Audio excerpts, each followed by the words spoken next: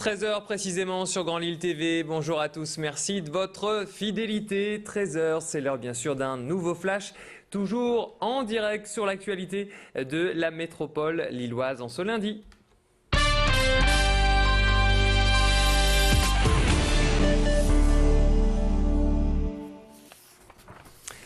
À la une, cette question, les avions seront-ils cloués au sol une nouvelle fois ce jeudi? Deux syndicats des contrôleurs aériens appellent les agents à faire grève. Une nouvelle fois, la grogne porte toujours sur la création de 2 postes que refuse la Direction générale de l'aviation civile.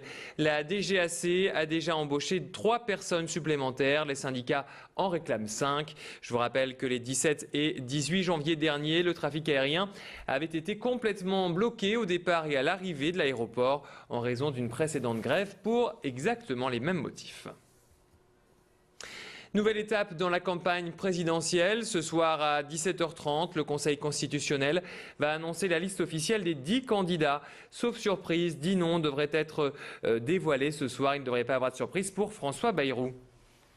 Le président du mouvement démocrate a dépassé la barre fatidique des 500 parrainages de maires. Sur le terrain, les militants centristes battent le pavé pour aller rencontrer les habitants de la métropole et les informer directement sur le programme de François Bayrou.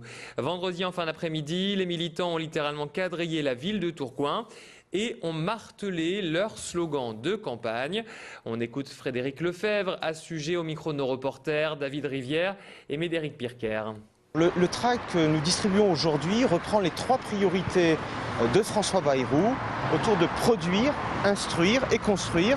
Produire avec le produire en France et consommer français.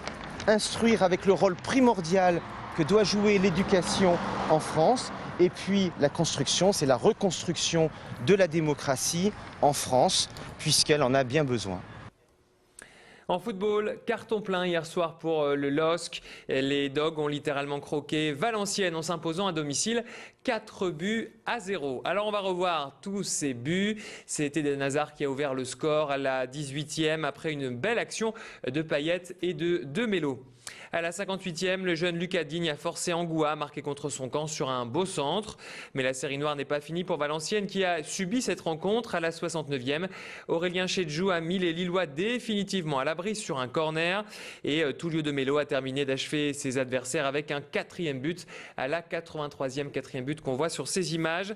Avec cette belle performance et ce festival de buts, Lille conforte sa 3e place au classement avec 4 points d'avance sur Toulouse, nouveau 4e. On va écouter Rudy Garcia à la sortie de cette rencontre au micro de nos confrères de LOSC TV. C'est un derby, donc ça n'en a que plus de valeur. Du début jusqu'à la fin, on a été dominateur, conquérant, ambitieux. On a marqué des jolis buts. On a su répondre à ceux qui pensaient que c'était compliqué pour nous ces derniers temps. Je pense que ces derniers temps, on a surtout manqué de réussite. Et ce soir, on a su forcer cette réussite à tous les niveaux. 4-0 au stadium, qui plus est dans un derby, c'est un bon signal envoyé à la concurrence. Prochain rendez-vous pour le LOSC, c'est samedi prochain. Lille se déplace à Évian-Thonon. Et si vous avez raté ce festival de buts, rendez-vous ce soir sur notre antenne. Après le flash de 21h, nous rediffusons ce beau derby du Nord et ce, tous les soirs de la semaine.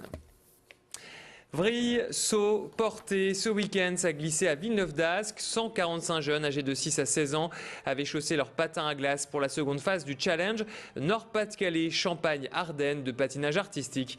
7 clubs se sont donc affrontés dans différentes catégories comme le patinage synchro, la danse sur glace ou le patinage artistique. 13 jeunes sportifs du club de Wascal ont participé à l'événement et très souvent c'était même leur première compétition et la barre était placée très très haut. Écoutez-les au micro de notre reporter Julie Sicot. Mon programme, ça dure de 2 minutes 30. Je fais salco, salco boucle, boucle piqué et salco boucle piqué. C'est important parce qu'on n'a pas beaucoup de compétitions dans l'année, donc il faut réussir celle qu'on a l'occasion de faire. J'ai mis 2 doubles sauts et 2 axels, c'est assez compliqué, mais avec l'entraînement, on y arrive mieux. En rugby, les playoffs se rapprochent pour le LMR. Hier soir, les Lillois ont battu largement Nevers, 12-3. C'est la 7e victoire consécutive pour les hommes de Pierre Chadébec, qui restent donc premiers de leur poule de Fédéral 1.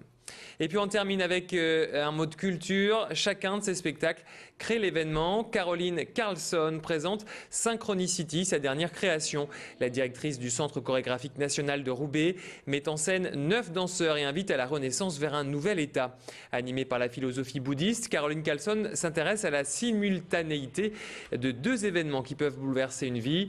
Les danseurs évoluent sur un fond de séquences filmées, bougent, vivent, meurent et renaissent. L'amour, la perte d'un être cher, le regret ou encore la folie. Autant de thèmes abordés par la directrice du CCN de Roubaix, inspirée par Carl Jung. J'ai toujours cette idée de faire en création avec l'idée de synchronicity. Et avec la compagnie, on travaille déjà 2 mois. Le thème, c'est universel. C'est l'amour, le danger, compassion, etc. Toutes les expériences que nous avons dans la vie qui changent nous. Synchronicity à découvrir du 4 au 6 avril au Colisée de Roubaix.